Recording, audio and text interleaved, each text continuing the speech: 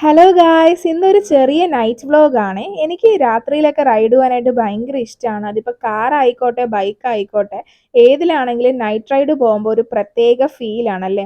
അപ്പോൾ എന്നെ പോലെ നൈറ്റ് റൈഡൊക്കെ പോകാൻ ഇഷ്ടമുള്ളവരുണ്ടെങ്കിൽ കമൻറ്റ് ചെയ്യാം കേട്ടോ.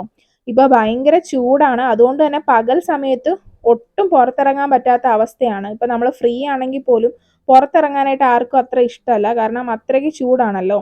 അതുകൊണ്ട് രാത്രിയിലാണ് ഞങ്ങൾ ഇന്ന് ഇറങ്ങിയത്, ഫ്രീ ആയ സമയത്ത്.